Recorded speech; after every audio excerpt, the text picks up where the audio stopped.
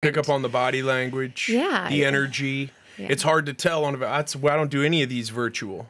I've waited a year or two to have people on. Everything was moved to internet. Like, actually, I built my entire business from being a one-woman show when COVID happened.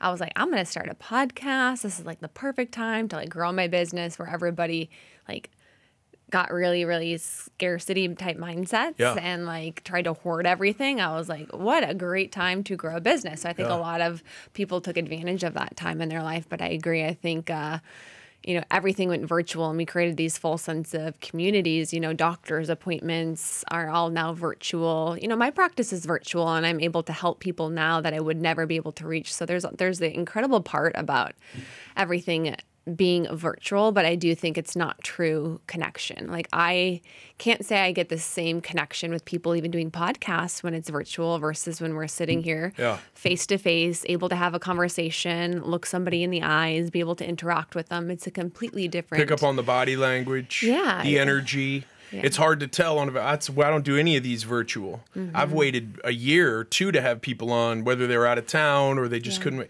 because of virtual. I don't watch them and get much out of them. And I do this podcast actually for myself. This is this is like a personal improvement journey for me more than it is content creation's cool, whatever. But meeting people who, I don't know if I said to you, yo, can I meet you at the Paradise Cafe by the Galleria and let's talk for 2 hours? Yeah, I'm sure on the internet you get a lot of weird DMs. And the audio sucks. It does suck. On virtual. Yeah. Yes, that's Sohail is the audio ninja.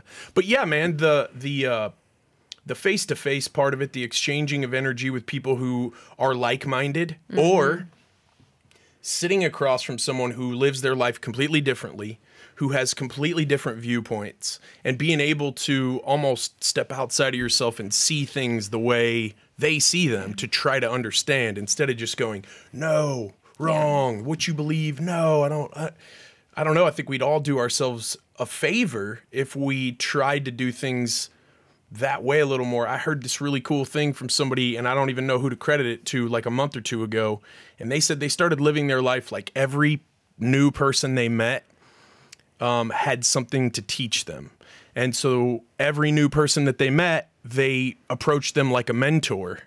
Like, what do you have to teach me that I don't even know I don't know? And I thought, wow, that's a very interesting way to live life, where you're not just walking around going, what I believe is, now I'm all about be firm in your beliefs, right? If you don't stand for something, you'll fall for anything. But I also think that the world is huge. It's big. I mean, you've traveled, I've traveled.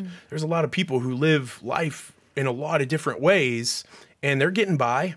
And they're making it happen, and it's just interesting to see that and like gain an appreciation for it. And you can't do that online or virtually. Hey, what's up? Thanks for checking out my videos here on the JESS Marshall YouTube channel. Be sure to subscribe for sure. Hit that bell. Press that button to watch the next video. If you got a question you have about any of the topics I bring up in the videos, drop a question below, and we'll be sure to get an answer back to you ASAP. See you on the next one.